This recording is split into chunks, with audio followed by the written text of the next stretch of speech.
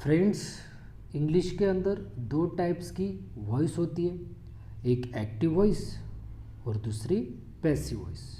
Active voice का मतलब सतर्क रहना, सब्जेक्ट सतर्क रहता है, सब्जेक्ट खुद काम करता है दोस्तों। जैसे कि एक एग्जांपल लेते हैं एक्टिव वॉइस का। Ram rights a paper.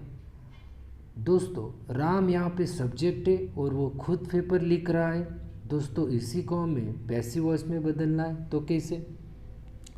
Active से पैसिव में बदलते वक्त a paper is written by Ram, एक पेपर राम के द्वारा लिखे जा रहा है। दोस्तों, गौर से देखा तो मतलब एक ही है दोस्तों, तरीका अलग है बोलने का।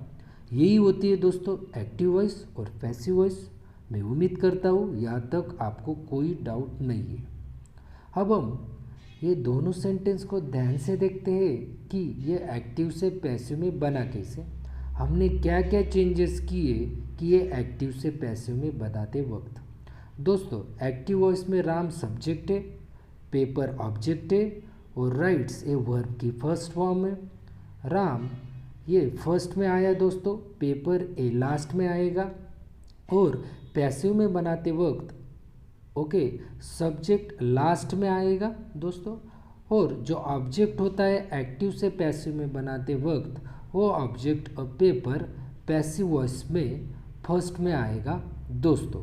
तो ये चीज़ दिमाग में डाल लो दोस्तों कि किसी भी सेंटेंस को हमें एक्टिव से पैसिव में बदलना है तो लास्ट में पड़े ऑब्जेक्ट को पहले लाना है और पहले पड़े सब्जेक्ट को हमें आखिर में लाना है दोस्तों। ये चीज़ बिल्कुल सिंपल है, बच्चा भी समझ जाएगा दोस्तों। चेंजेस जो होगी वो बीच में भी होगी। कहने का मतलब है कि राइट बन गया है हिज रिटन। किसी भी सेंटेंस को एक्टिव से पैसिव में बदलते वक्त वर्ब की फर्स्ट फॉर्म थर्ड में बदल जाएगी और राइट्स वर्ब है उसकी थर्ड फॉर्म क्या होती है? रिटन। दोस्तों, किसी भी सेंटेंस को हमें एक्टिव से पैसिव में बदलना है तो एक चीज़ और है जो यहाँ पे जुड़ती है, वो है यह बाय, और बाय हमें लगाना ही पड़ता है दोस्तों। उम्मीद करता हूँ यहाँ तक कोई प्रॉब्लम नहीं होगी। तो क्या सारे टाइप के सेंटेंस हमें ऐसे ही बदलने हैं? तो अगर सेंटेंस पास्ट में आया, फ्यूचर में आया, कंटिन्यूस में आया तो इसका हमें कैसे बदलेंगे?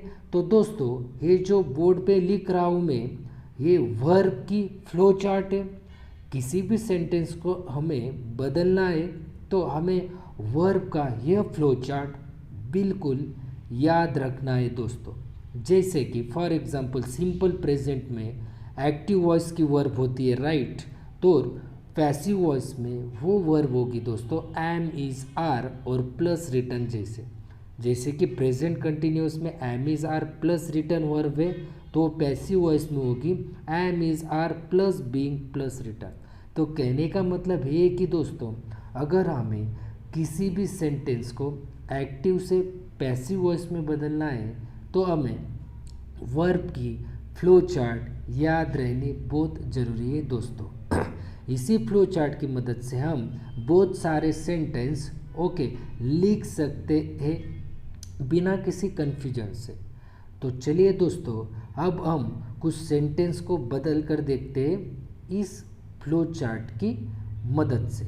जैसे कि एक्टिव वॉइस और पैसिव वॉइस में he writes a paper is written by him, यहाँ पे सारे नियम अप्लाई हो गए क्योंकि आपको पता है कि ये सब्जेक्टिव केस था। यहाँ पे ऑब्जेक्टिव हो गया है, ही का हिम हो गया है और राइट्स का इज़ रिटन हो गया है दोस्तों। तो अब हम दूसरा सेंटेंस लेते हैं पास्ट का। He wrote a paper, a paper was written by him. यहाँ पे दोस्तों वॉज क्यों आया? तो रोट यहाँ पे वर्ब की सेकंड फॉर्म है, तो हमें समझ जाना चाहिए कि सेंटेंस पास्ट में है तो डेफिनेटली यहाँ पे वॉज जुड़ेगा। ही रोट का क्या हुआ? यहाँ पे वॉज हुआ, ही का हिम। अब हम he will write a paper will be written by him. तो ये सेंटेंस फ्यूचर में, क्योंकि यहाँ पे विल आया और विल का हमने पैसिव वॉइस में विल बी रिटन किया। He is writing a paper, so यहाँ पे इज राइटिंग का पैसिव में is being written. Okay, he was writing a paper, यहाँ पे वर्ब वॉज राइटिंग है तो पैसिव में वॉज बीइंग रिटन। ओके, इतना ही चेंजेस करना है हमें। Okay, he has written a paper, has written का हमें हैज़ बीन रिटन करना है सिर्फ। ओके, सिर्फ वर्ब चेंज होती है दोस्तों एक्टिव से पैसिव में, और he had written a paper, had written का हैड बीन रिटन हुआ है दोस्तों। उम्मीद करता हूँ आपको एक्टिव और पैसिव वॉइस की कंसेप्ट समझ में आई।